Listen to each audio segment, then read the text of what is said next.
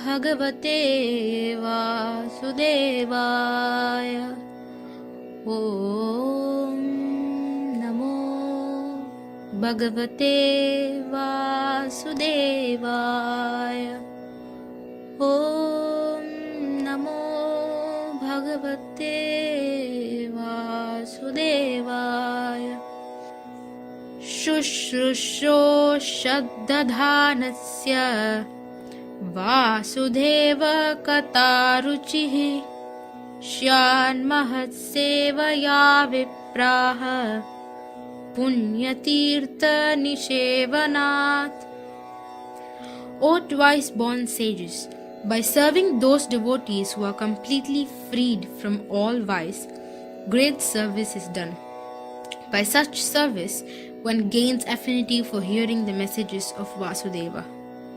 Shrinvatam svakatah Krishnaha Punyashravana Kirtanaha Hridayantastohya Bhadrani Vidunoti Suhritsatam. Shri Krishna, the personality of Godhead, who is the Paramatma, super soul in everyone's heart and the benefactor of the truthful devotee, cleanses desire for material enjoyment from the heart of the devotee who has developed the urge to hear his messages, which are in themselves virtuous when properly heard and chanted. Nashta prayeshva bhadreshu Nityam Bhāgavata Sevaya Bhagavati Uttama Shloke Bhaktir Bhavati Naishtiki. By regular attendance in classes on the Bhagavatam and by rendering of service to the pure devotee, all that is troublesome to the heart is almost completely destroyed, and loving service unto the personality of Godhead, who is praised with transcendental songs, is established as an irrevocable fact.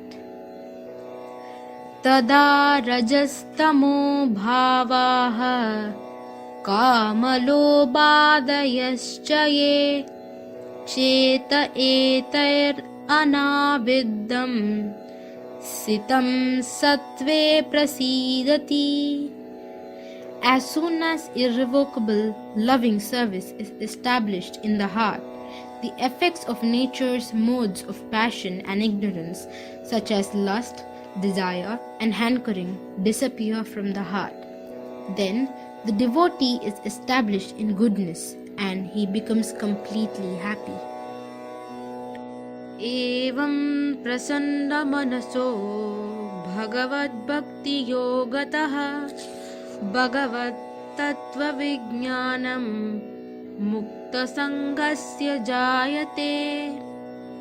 Thus, established in the mode of unalloyed goodness, the man whose mind has been enlivened by contact with devotional service to the Lord gains positive scientific knowledge of the personality of Godhead in the stage of liberation from all material association.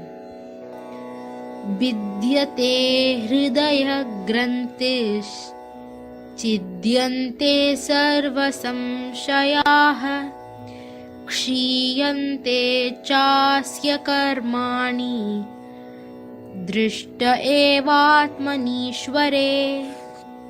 Thus, the knot in the heart is pierced and all misgivings are cut to pieces. The chain of fruitive actions is terminated when one sees the self as master. Hare Krishna, Krishna Krishna, Hare Hare, Hare Rama, Rama Rama, Hare Hare.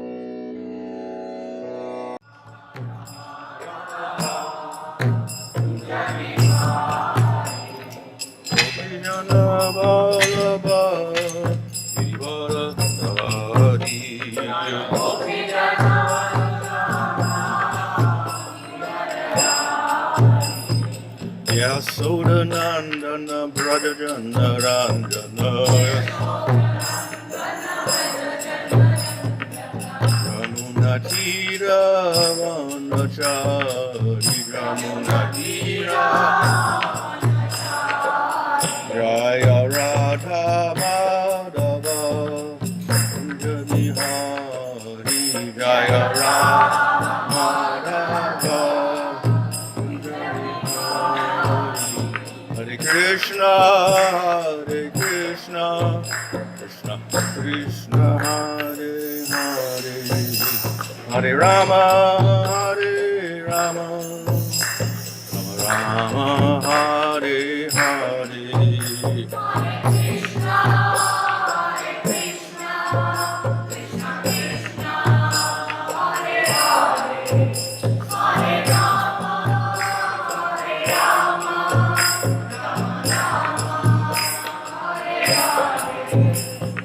Prabhupada, Prabhupada, Prabhupada, Jaya Prabhupada, Jaya Prabhupada,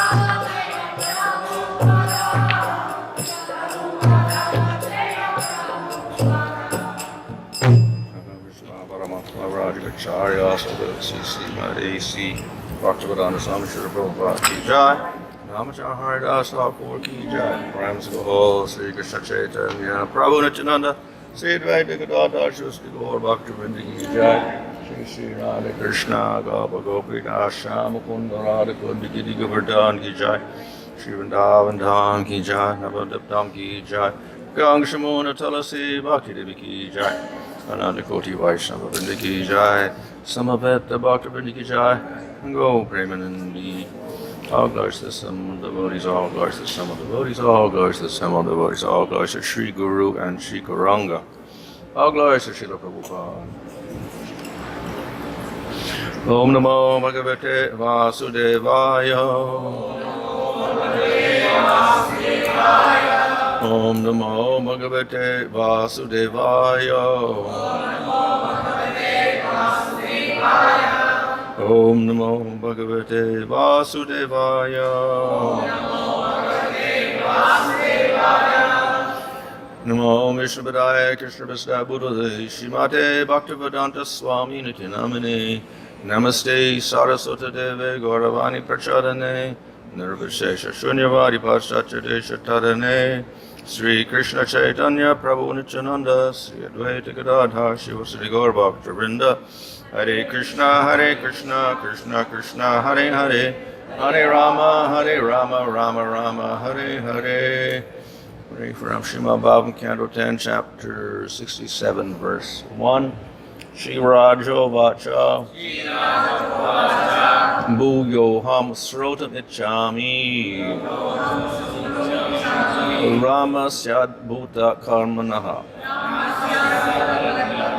Anantasya Prameyasya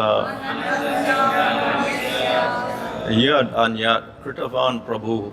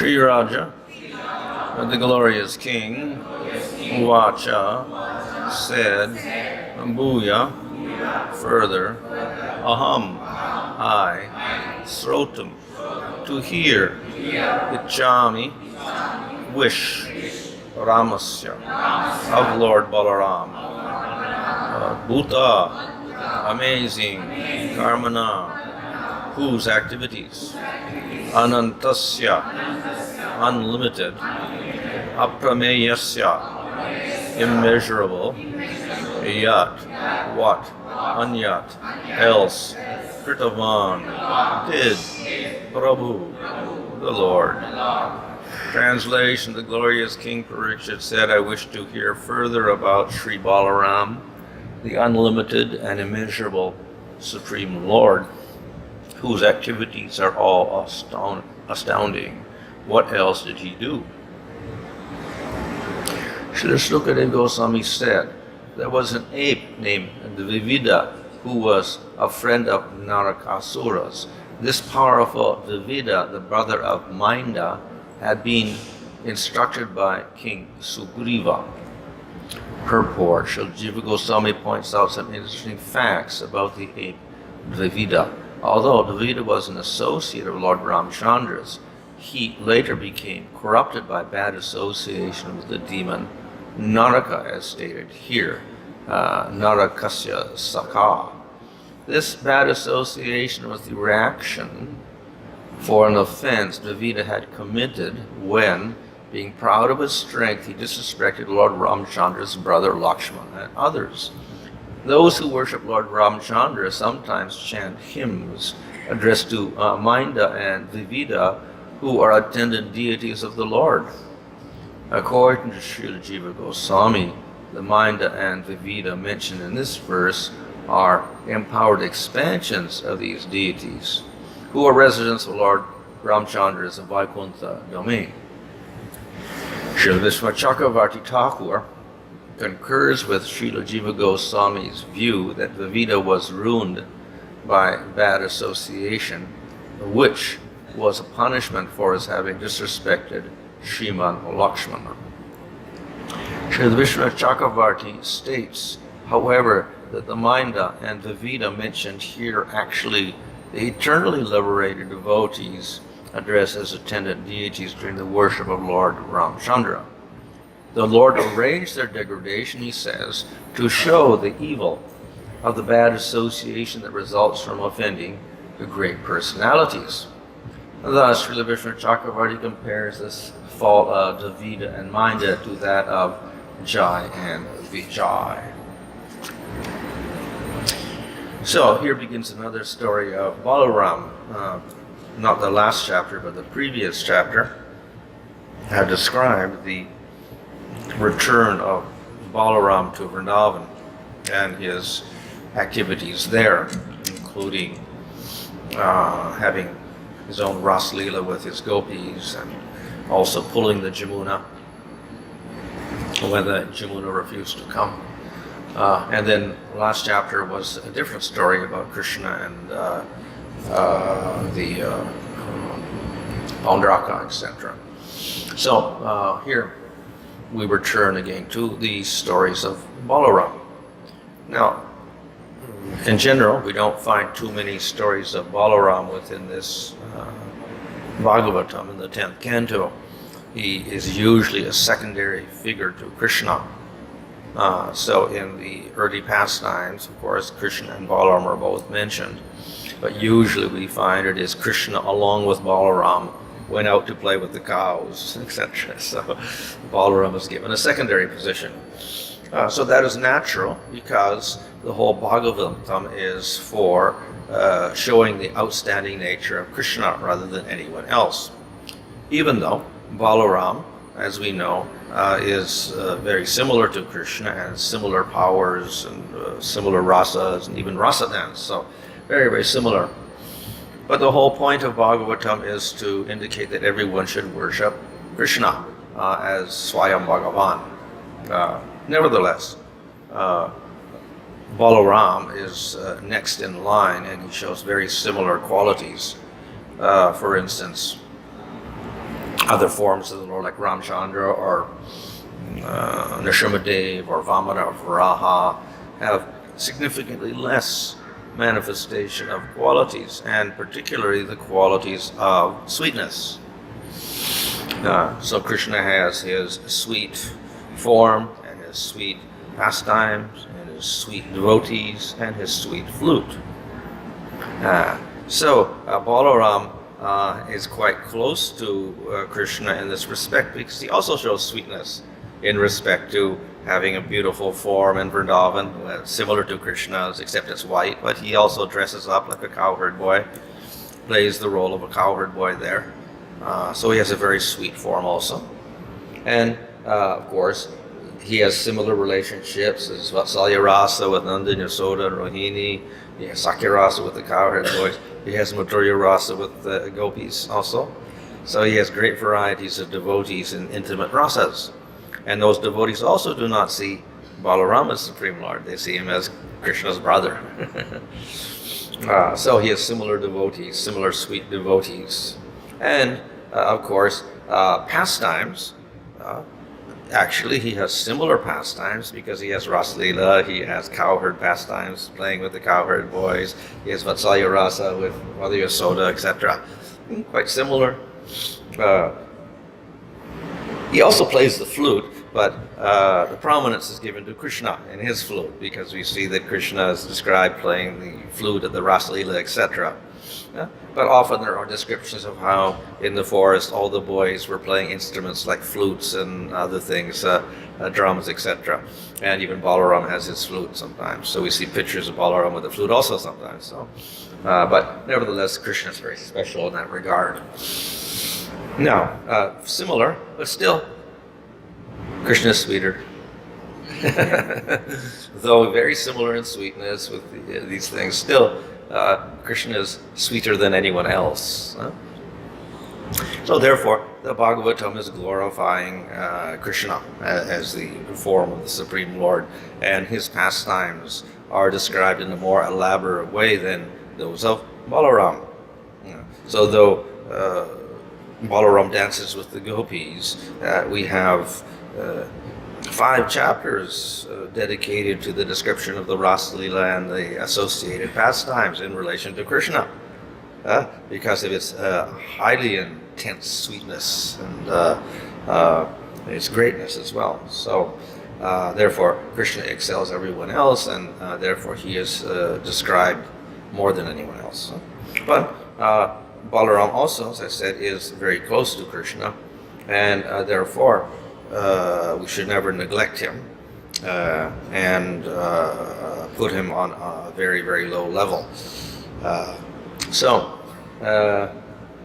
Of course, other Puranas may give other stories about Balaram. Of course, Mahabharata has a few stories about Balaram.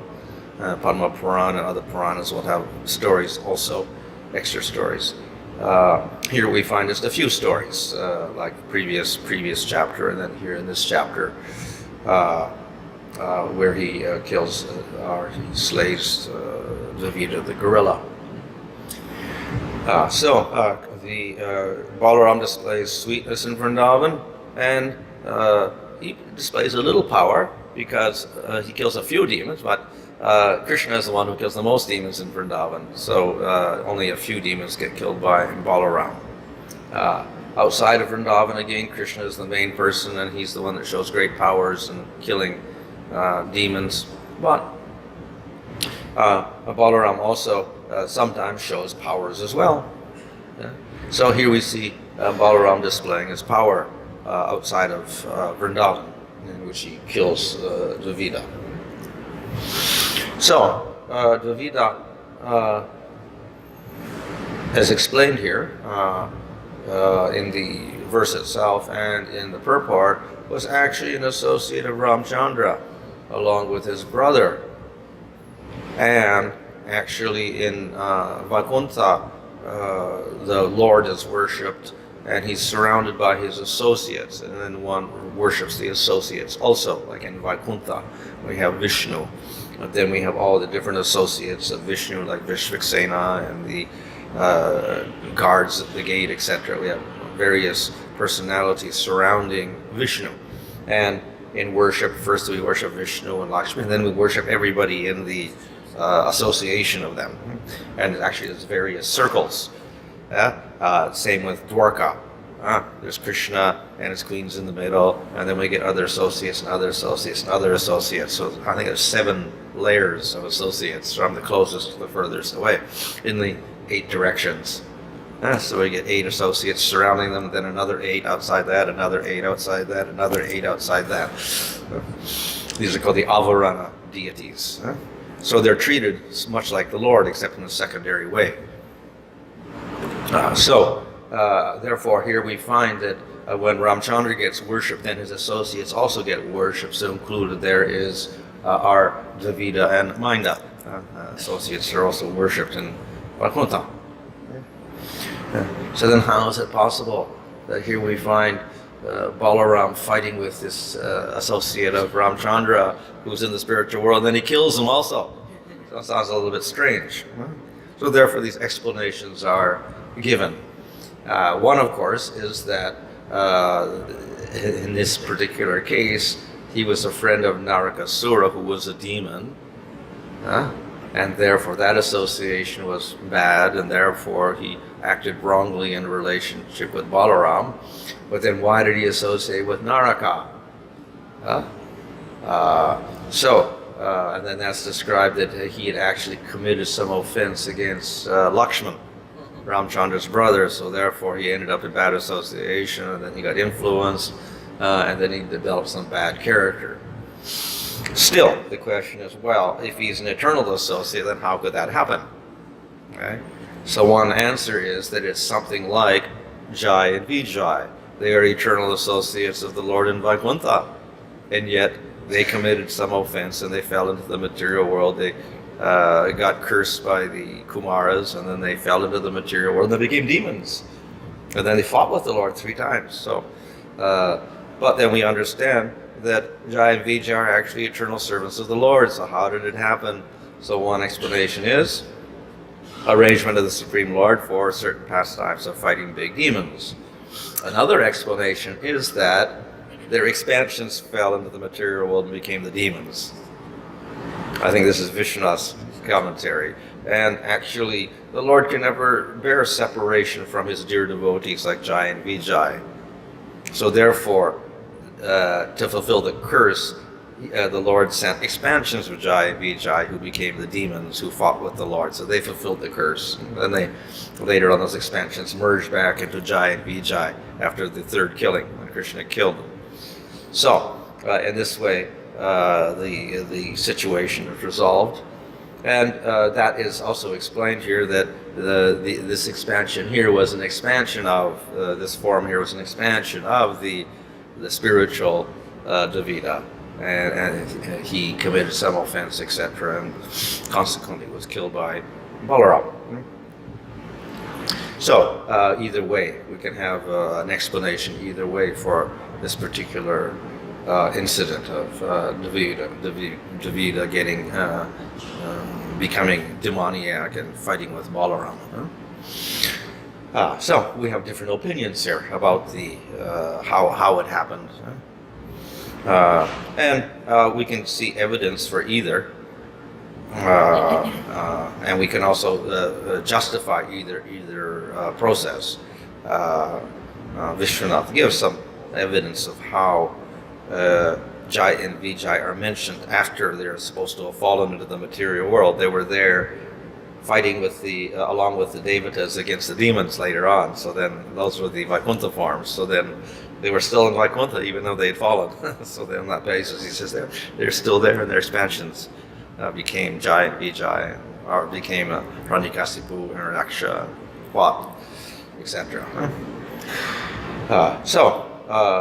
That justification or these explanations are given because essentially those associates in the spiritual world cannot fall. They're Nityasiddha devotees, so how is it possible they can fall? So these are the 2 ways. Arrangement of the Lord, so that's not a real fall at all. Just as Brahma, when he offends the Lord and steals the calves and cowherd boys, that's also not a real offense because arrangement of the Lord that he falls in Maya. So therefore we cannot blame Brahma for that. So similarly here, if it's arrangement of the Lord that Dravida becomes a demon or whatever, offends Lakshman and becomes a demon, then again, it's for pastimes of the Lord, and particularly Balaram gets to kill a demon. Or then the other thing is that expansions can carry out these roles for certain pastimes of the Lord.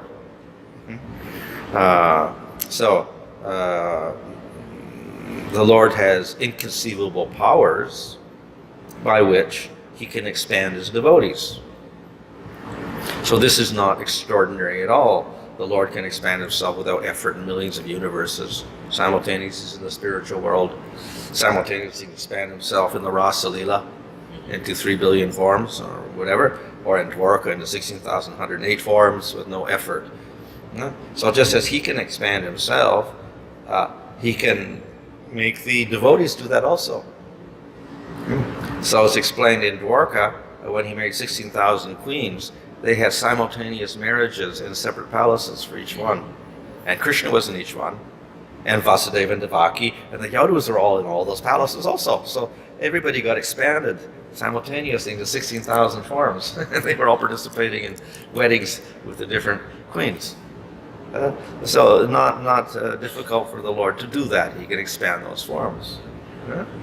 Similarly, we see Krishna's performing pastimes in one universe, and immediately after he starts those pastimes of being born, and then going to out of the prison house and going to Nanda and Yasoda's place in Gokul, it's happening in one place, and then after it happens there, it's happening in another universe.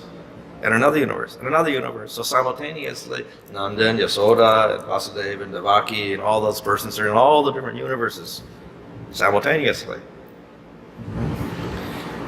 So without effort, these expansions can take place. So therefore, it's not difficult to imagine this also, that the Lord can expand his eternal associates like Dvaviva and Minda, and they can also become other forms.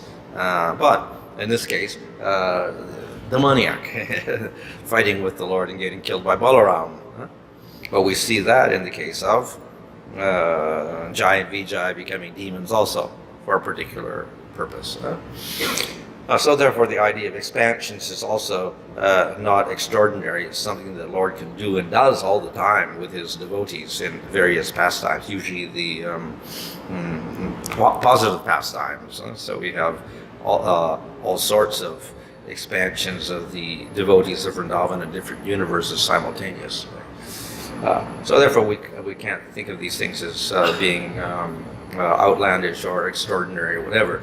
It's very natural for the Lord to do so in his pastime. So either explanation is fine.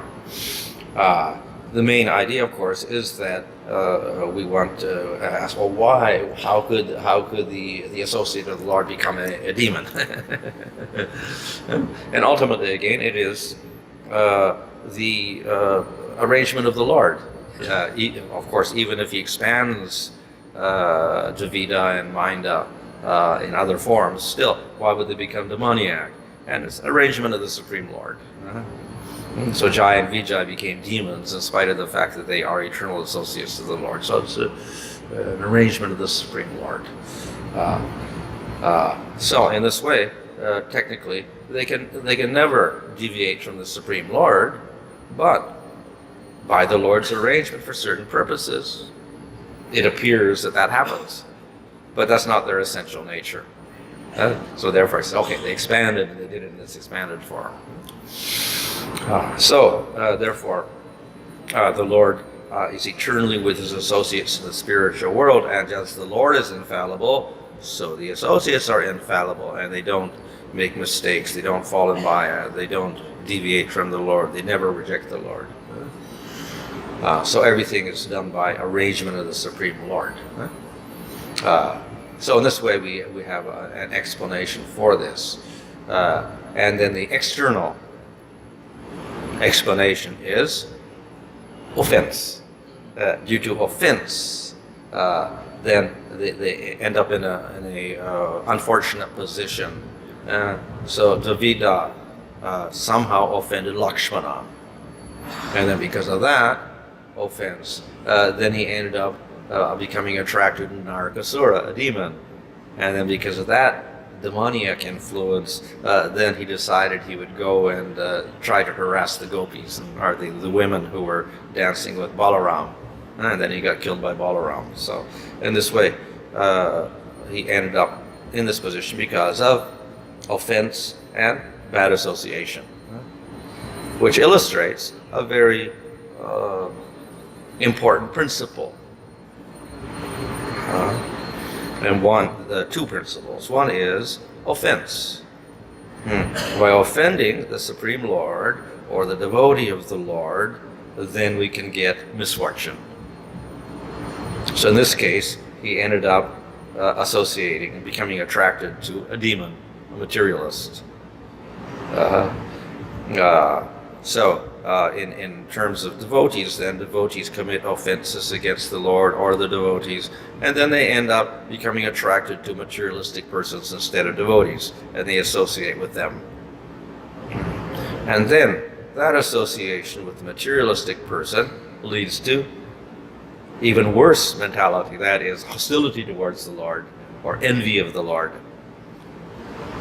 And this we see in the case here, where he fights with Balaram, form of the Supreme Lord, and gets killed by him because of his envious nature.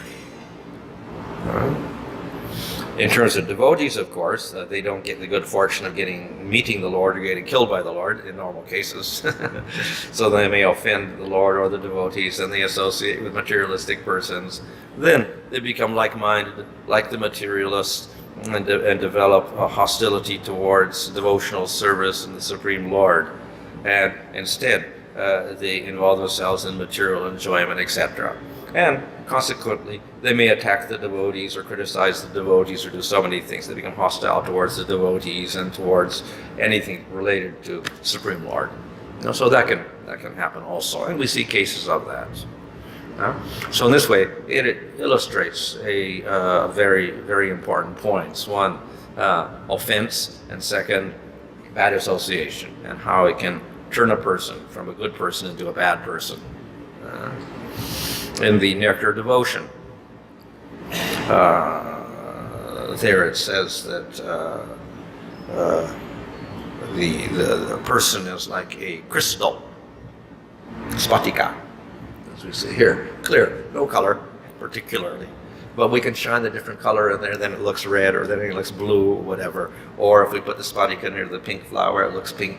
We put it near yellow flower, it's yellow. So people are easily influenced, and they pick up qualities of other persons very easily. Of course, we can say it extends to environment or objects or whatever. You're in a tamagun environment, then you can be influenced by tamagun. And therefore, one of the angas of bhakti is to live in the holy dham, where we can be free of material influence and get spiritual influence instead. Whereas if we live in a material city, we're likely to get influenced materially by that association. So even the place or objects can influence us. But even more powerful to influence us is other people. Because most people are attracted to people rather than things. So they get attraction. So if one gets attracted to another person who is a materialist, then one is more likely to become material. Because our attraction is stronger than for things. So we get attracted to people, and we begin to share their mentality.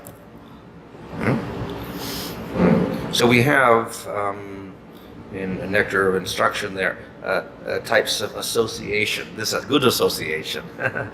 6 types of association: to share food, to give or take gifts, or to give or take knowledge. So these are good things. We get spiritual knowledge. One person gives knowledge, one person receives knowledge, one person gives prasadam, the other eats it. One gives something, other accepts something. So for devotees, very good. But then we can have the same association taking between a devotee and an asat person. And then we get a completely different result. We exchange food with a materialist, which is not prasadam. Then we get their influence of their food. We exchange gifts with the materialists, and then we get bound to them and obligated to them in different ways. We share ideas with them, and then we pick up their ideas.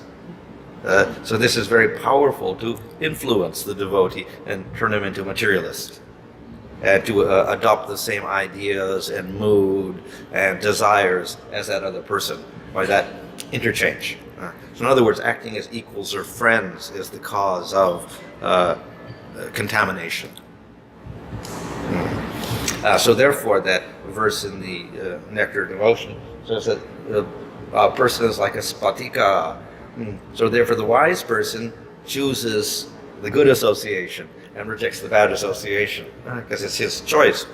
And by the good association, he becomes better. And if you choose the bad association, he becomes worse. So he chooses what is better. So that's the free will of the human being, to choose his association, and consequently, he can improve his character or degrade his character. So that association is very, very important. It's important in the material world in terms of dharma or adharma, but it's also very important for devotion, devotee, non-devotee, etc. We associate with non-devotees very intimately, then we're likely to get non-devotee ideas in our head. Associate with devotees, then we develop devotional ideas by these exchanges. Therefore, here in this case, we got the bad association. The bad association led to demoniac mentality, and then the Vita fights with Balaram. So, consequence. So, it graphically illustrates this principle of association and the influence of that association on another person.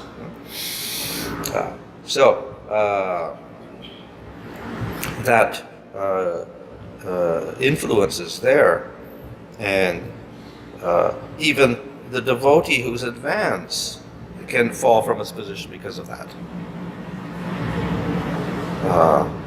The bad influence. So in talking about Bhav Bhakti is very rare, and the Lord surrenders to that devotee because he reveals himself to that devotee. Nevertheless, it says that devotee can also fall, and he can lose his bhava, and it becomes something called bhava bas. It looks like bhava's consciousness has degraded. How is it possible? And then expressions, bad association. Associated with the wrong people, he got influenced, and therefore got deviated, and he loses his bhava, and then the Lord disappears, and he doesn't see the Lord anymore. So even for a person in Bhav Bhakti, bad association has a very powerful influence, and it can take a person away. Therefore, Chaitanya Mahaprabhu was warned that you have to give up the bad association. Asatsanga chag, e Vaishnavachar. So that's one principle. Don't associate with the materialistic persons, but then the opposite principle is also there. Associate with the devotees. So both of these are angas bhakti, actually, to have good association and associate with the devotees, right? And then to avoid the asatsanga. Both are there in the first 20 angas of bhakti. Even they're emphasized. So this is a very important principle for devotional development, the proper association and avoiding the wrong association. And then even an elevated person makes an offense and then associates with the wrong person, he can fall into the worst position. So we have a great devotee of Ramchandra, then he ends up ultimately becoming the enemy of the Supreme Lord. How is it possible? So again, offense and bad association. So both things are considered very detrimental for bhakti. Should we see the case of both Dvivida and Vaida and Jaya Vijaya both did first offense and then they got the association of bad people? So does it happen same way in the material world for the devotees also? Usually it starts out with aparad, and due to aparad, then their bhakti becomes weak. And due to that, then they have bad association. That bad association makes them even weaker. That usually. Of course, there could be other scenarios. Otherwise, this bad association itself may do as well, without the offense. So somehow or other, we're put in some unfortunate situation and we have to associate with asat sangha, and we do so in an intimate way. Then we can get affected also, without having the offense. Also could happen. In case of Jaya Vijaya, we don't see any bad association. Because there is this spiritual world. Yeah. So normally there is bad association. But apparently they committed the aparad against the Kumaras, and the Kumaras get angry and curse them or whatever like that. Second question might come is, how can this, this egoistic idea come in spiritual world? Because there is no gunas work in this. Yeah, so because it's impossible to happen, therefore arrangement of the Lord. That's why I say it's not the fault of them that they fell into Maya, but there was an arrangement of the Lord. We can say the Yoga Maya potency covered their knowledge, and therefore they became angry at the Kumaras. Huh? So why would they become angry if they're real anger? That's impossible to explain in terms of a real devotee in the spiritual world, and angry at a Brahmana. Innocent little boy Brahmanas. Why would they become angry at them? So something like Parikshit becoming angry at the Brahmana because he was in trance and he didn't give him any water, so he put a snake around his neck. Well, it's impossible. How could it happen? How could Parikshit become angry? He was a king and he respected Brahmanas and he had good character. Wouldn't have become angry even if he was thirsty. We see for 7 days he fasted. And here he was out hunting and he got a little thirsty and they became angry at the Brahmana. And then he insulted him. So we say arrangement of the Supreme Lord in that case only, not the fault of Parikshit, not the fault of Jai and Vijay. All of this is part of the pastime of the Lord. So can you say that even the Nitya also can turn opposite to the Supreme Lord? Well, by arrangement of the Lord, as in the case of Jai and Vijay. They were eternal associates. But by arrangement of the Lord, then they got angry, offended the Kumaras, and then they fell into the material world. Another question was, you explained that the definition of association, I guess, is that association with the evolution of ourselves. And after that, this next line is said,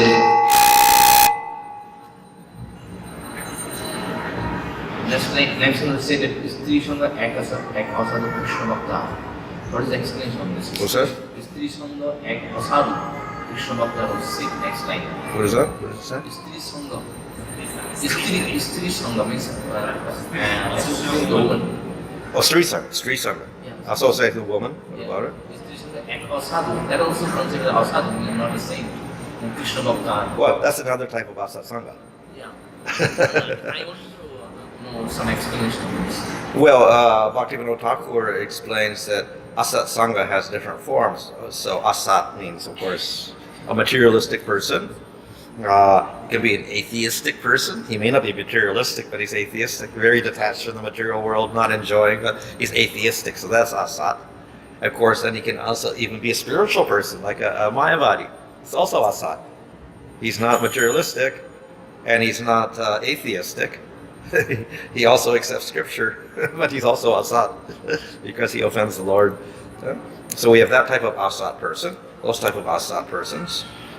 Then we have pretend persons who pretend they are following Dharma, but actually are very sinful. We have association with materialists who are sinful, very sinful. So that's Asat Sangha. And then we have, then we say the subcategory, we have people who, of course, association, that person's association with the woman outside of marriage, that's Asat Sangha. And then association of that person with another person who loosely associates with women, that's also Asat Sangha. So Sri Sangha is the type of Asat Sangha, and then association with the person who has Sri Sangha, that's also Asat Sangha. You'll explain this in the way control. Oh, and even in marriage, you can have Asat Sangha also. If the husband is controlled by the wife, it's also considered Asat Sangha. Usually, in the material world, we see that 80% are controlling by the wife only, right? They're all satsanga. Which, of course, that sangha means that then the man actually influenced by the wife for sense gratification, and therefore he cannot practice spiritual life. That's what it means. As you're saying, regarding this worshipping the Lord, you're saying that there are the 7 circles of the 7 circles. Yeah. It's mentioned in the scriptures that Hari Bhakti Vilas mentions that when it talks about, I think in relation to Krishna and Dwarka, then he has 7 avaranas around him. And there's different devotees in the different avaranas like that. but it's not mentioned in the Bhāgavatam or in the commentary of the Bhāgavatam. Not directly, maybe in a few places indirectly. It mentions maybe Avarana deities or something in the 11th canto. Worship the Avarana deities after worshipping the Supreme Lord. Yeah? So it's a common practice in Pancharatra Puja and other, even in Smarta Puja, I think they have these Avarana deities. That's there in Goloka also, no? Yeah, in Goloka. Yeah. And there you have the Devatas on one circle, on the one of the outer circles. Goloka is not a worship. Huh? Goloka, we don't worship anybody. There's no worship in the Goloka. Well, people are worshipping. Now, people who want to go to Vaikuntha worship Lakshmi Narayan and the Avarana deities there. Basically, our movement is a preaching movement. So we send devotees to preach, collect donations. So most of the time, devotees have to meet non-devotees. Yeah. Like, Yeah. the devotees are not qualified. There may be chance that they may fall in. Yeah. But if we see now Publishing Marathon is coming, we just send every new person who just chants one round, just goes around. How he'll be protected. Well, Prabhupada said you shouldn't go alone to preach. You should go, 2 people should preach at least. So there's some safeguard there. The other thing is that asatsanga does not simply mean to come close to a materialistic person, because we have to do that all the time, walking in the material world, as so many is. So it doesn't mean that. What it means is establish an equal, friendly relationship. And in that, then the ideas and the mood, etc., get absorbed very easily of the other person. So when you establish a friendly relationship and you begin to exchange ideas in a very equal way, friendly way, and you exchange your food and other things like that, then that bond is very easy to get influenced by the other person's thoughts. It's regarding this. That doesn't mean that we know in Grihastha ashram, the woman cooks for the husband and she does it for others. But if we see in our section that we see other women also cook for the brahmacharis and the sannyasis, that type of, because Maharaj was very strict. Yeah. That Madhvi, that Chota Haridas custom. But now we see now, like we have, it's very difficult to. Well, of course, it is the duty of the householder to feed the guests.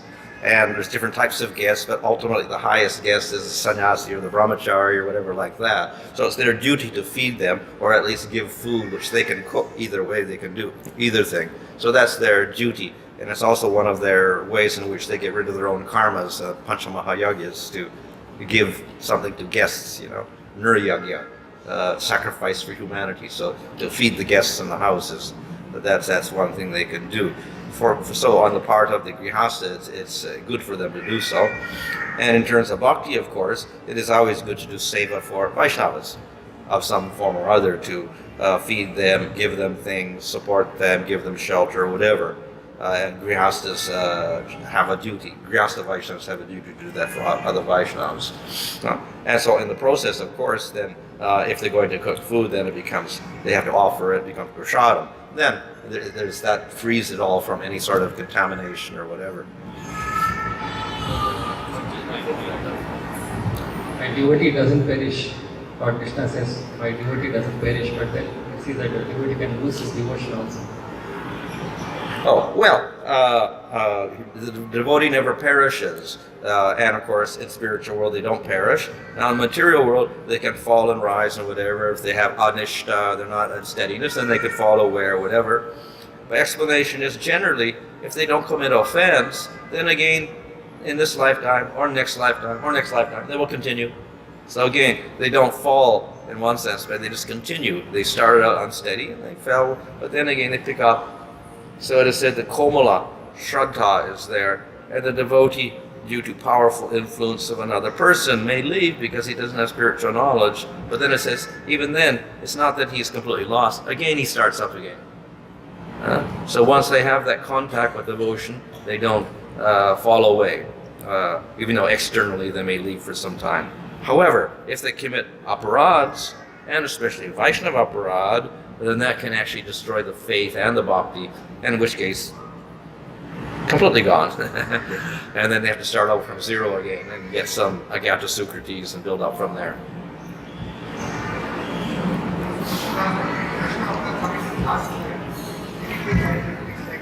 Oh yeah, it can go many lifetimes. It can influence for many lifetimes. It's very difficult to get rid of Vaishnava aparad. And that's why Bharat in Bhava stage got the influence of some aparad. We probably think it doesn't say what aparad, but previous aparad was there, and therefore he became attracted to a deer as a result. Yeah. It couldn't have been a very great aparad because he was a great devotee all throughout this lifetime, maybe previous life, but anyways in the line of Manu. So he must have been doing great activities. Nevertheless, somehow he committed some offense along the line, and then he ended up becoming attracted to a deer in Bhava stage.